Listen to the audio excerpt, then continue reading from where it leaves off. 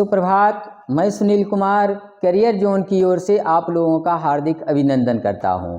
पिछले वीडियो में हम बताया था आपको प्लासी की लड़ाई के बारे में और उसके परिणाम के बारे में। आज मैं बताऊंगा बक्सर की लड़ाई और उसके परिणाम क्या हुए उसके बारे में। बक्सर की लड़ाई से पहले मैं बंगाल की क्या परिस्थितियां थी उसके बारे में कुछ जानकारी दे देता हूं।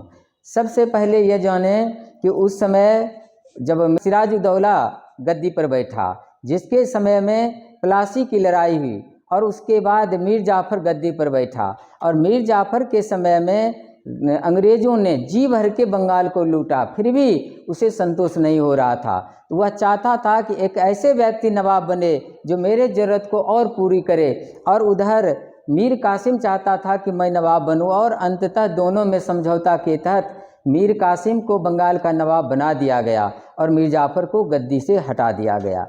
जब मीर कासिम गद्दी पर बैठा तो वह अलीवर्दी खां के बाद सबसे योग्य नवाब था, और उसने समझ गया कि जब तक हम अंग्रेज़ों से अपने को अलग नहीं करेंगे तब तक हमारा खैर नहीं है। और उसने क्या किया, सबसे पहले जो बंगाल की राजधानी मुर्शिदाबाद थी, मुर्शिदाबाद से हटा करके मुंगेर ले आया, और मुंगेर में तोड़दार बंदूक की कारखाना खोला और यूरोपीय ढंग से अपनी सेना को सुसज्जित कर लिया।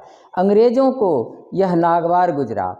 साथ साथ तीसरा काम क्या किया कि मीर कासिम उस दस्तक का अंग्रेज लोग दुरुपयोग कर रहे थे, अतः उसने जितने भी आंतरिक कर था हटा लिया। बंगाल का पहला नवाब था मीर कासिम, जिसने सभी आंतरिक कर को हटा लिया, जिसके चलते अंग्रेज व्यापारी और भारत के व्यापारी सब एक समान हो गए। अंग्रेज़ों को घाटा होने लगा, जिसका परिणाम हो गया कि वह युद्ध में परिवर्तन हो गया। और सबसे पहले अंग्रेज की सेना की ओर से मेजर एडम्स ने नेतृत्व किया था, जिसके चलते सबसे पहली लड़ाई मुर्शिदाबाद की हुई थी, अंतिम लड़ाई मुंगेर, और मुंगेर की लड़ाई हार करके मीर कासिम भाग गया पटना, और पटना में हत्याकांड करते हुए चला गया अवध के नवाब शुजा-उद-दौला के यहाँ। जब शुजा-उद-दौला के यहाँ गया और यहीं पर एक पृष्ठभूमि तैयार हुई, जिसका परिणाम क्या था, इसका परिणाम था बक्सर की युद्ध। अब हम बात करेंगे कि बक्सर के युद्ध के बारे में।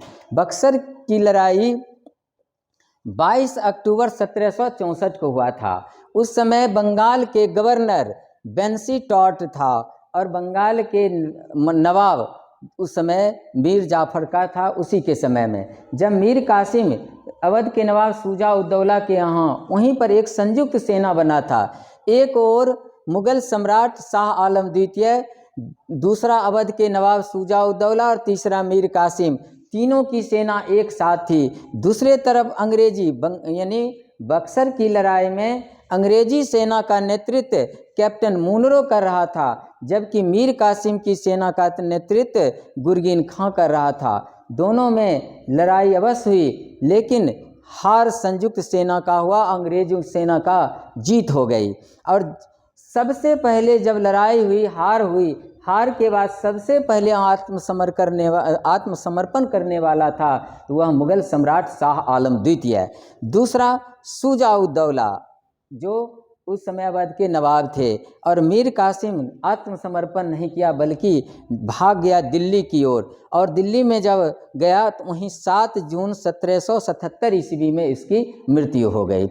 जब संयुक्त सेना की हार हो गई, तब बक्सर की लड़ाई का सबसे बड़ा परिणाम यह था इलाहाबाद की संधि। अब हम बात करेंगे इलाहाबाद की संधि क्या है, जो बहुत बड़ा परिणाम माना जाता है।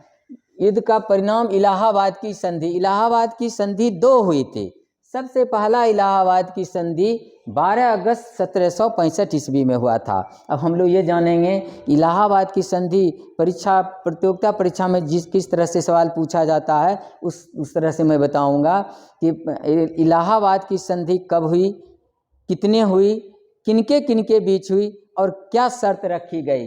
इलाहाबाद की पहली संधि 12 अगस्त 1765 को हुआ था, और किनके बीच हुआ था, शाह आलम द्वितीय और अंग्रेज गवर्नर रॉबर्ट क्लाइव के बीच हुआ था। और उसमें शर्तें रखी गई कि अंग्रेज़ों को शाह आलम द्वितीय ने अंग्रेज़ों को बंगाल, बिहार, उड़ीसा का दीवानी अधिकार दे दिया। दीवानी मतलब ज़मीन पर लगान वसूलने का अधिकार दे दिया। यानी इसका मतलब है कि वह अब यहाँ भारत पर ज़मीन पर अधिकार कर लिया और यहाँ शासन शुरुआत मानी गई। दूसरा, मुगल सम्राट को अब राजकाज नहीं बल्कि अंग्रेज़ों का पेंशनधारी बनना पड़ा। उसे 26 लाख रुपये वार्षिक पेंशन देने के लिए स्वीकार किया गया। और तीसरा शर्त था कि अवध के नवाब से करा और इलाहाबाद के ज़िले को छीन करके शाह आलम द्वितीय को दे दिया गया। ये था इलाहाबाद की पहली संधि का शर्त है। अब जाने इलाहाबाद की दूसरी संधि कब हुई थी। इलाहाबाद की द्वितीय संधि 16 अगस्त 1765 ईस्वी को हुआ था। और किसके किसके बीच में हुआ था? तो रॉबर्ट क्लाइव और अवध के नवाब शुजा उद्दौला के बीच हुआ था। संधि की शर्तें थी, चूँकि अवध के नवाब शुजा उद्दौला ने शाह आलम द्वितीय को शरण दिया था और साथ साथ भागे गए बंगाल के नवाब मीर कासिम को, इसलिए सारा दोषारोपण उसी के ऊपर दिया गया, जिसके तहत पहला शर्त था कि अवध के नवाब को 50 लाख रुपये हर्जाना देना पड़ा। दूसरा, नवाब के खर्च पर एक अंग्रेजी सेना रखी गई जो अवध की सुरक्षा देने का काम करता। और तीसरा, इलाहाबाद और करा का जिला को छोड़ करके शेष जितना अवध का क्षेत्र था अवध के नवाब को वापस कर दिया गया। यही था बक्सर की लड़ाई।